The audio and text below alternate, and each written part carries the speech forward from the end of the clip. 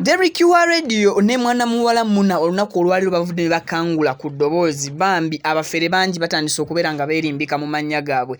Nze Vicky nabagamba sina Facebook page sofa gye publishings eri gye muli lwa nsonga ababbi bangi naddala ng'olina kulinnya. Kati Derrick wa radio olunaku olwaliro bambi avuddeyo nabeera nga akola clarification ku mubbi asinziira mu Dubai nga afera abantu nga akozesa page emu jesige anyway kanji babuulira amanya naye nga kansooke Government oli ku Vicky exclusive era nga nkusaba subscribing obere part of our family. I thank you so much gwena yakwata ku pensa eri subscribing ngenda kuba nkuwa video eno asigenda kwogera nnyo bingi just Derrick akunyonyole ne mwana muwala Muna ku butya abafere bwe bakozesa amanya gaabo okubeera nga babalyako ensimbi. Proudly sponsored by Biva organic basangibwa ku Access Building Lubaga Road gwe asumbuyibwa endwadde ez'enjawulo gendayo aberenga bakujjanjaba bulijjo nkugamba nti eddagala eritalina bulabe ku bulamu bwo lye eddagala erikolwa nga livudde mu butonde oba omuddo ogwafe ogwa wano. So Biva organic bajja kujjanjaba nga bakozesa eddagala eryo ery'obutonde basangibwa ku Access Building Lubaga Road. So nga ne Hajat Karodo omusomi w'edduwa kugamba nti agenda kuba nga akulombera edduwa ebizibu ebitawaanya obulamu bwo oba oli awo bibeere nga bibwabulira. Kale akugamba asangibwa Wakiso genda gwe ayagala passport visa bikyaganye tazikuwa naye akulombera edduwa ne byanguwa butuuze mu nsi ndala tebe mnonya mwagalwa abaana n'ensonga endala kubira Hajat Karodo ku namba eyo gyolaba mu kabox aka black ojja kuba ofuna solution ku bizibu byonna.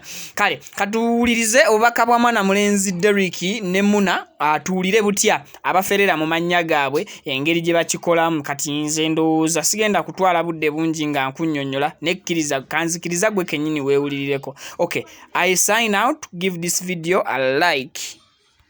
Yes, our dear friends and followers, tubalamusizaako mwena gye muli. Tetutera nnyo kuvaayo ku nsonga ezitwogerwako abantu ab'enjawulo nti buli omu kyasanze kyabayogera nno, but eno ensonga eri sensitive nnyo tubale tetuyinza kusirika. Previously twapostinga ku Facebook nti waliyo abantu abakozesa amannya gaffe, okusingira ddala waliwo abakozesa amannya gange. Nze sina Facebook page eri mu mannya ga Derrick wa radio. So waliyo omuntu okusinzira ku research gye nakolaga yali Dubai yaggulawo page mu mannya gange ebifaananyi akozesa byange, akozesa Derrick wa radio afera abantu abalimba abawe emirimu abakolera passport biki bingi. That is not me. Tuyina Facebook page ziri bbiri, eya Muna and Derrick then neya Muna 256 ezo zokka. Bw'otafuna message kuva ku eyo page abasigadde bonna bafere.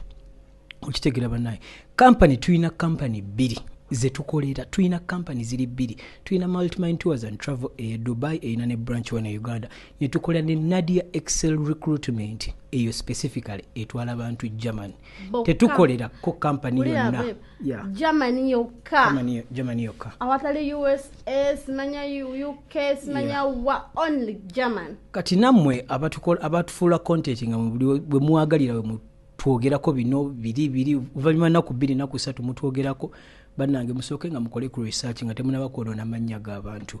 Oyo omukyala gwe bapostinze simanya Helen tetumumanyi, tetukolangako naye. Tuli signed under 2 companies zembagambye zokka, abasigadde bafere. TikTok nkozesa Derrick wa radio eri emu yokka eya single R, ziri endala zonna awo bayayi. Muna ayina TikTok accounts 2. Yeah, ziri 2 eya Muna 256 then nagulawo n'endala eri mu Muna Babe eyo nagigulawo olw'ensonga nti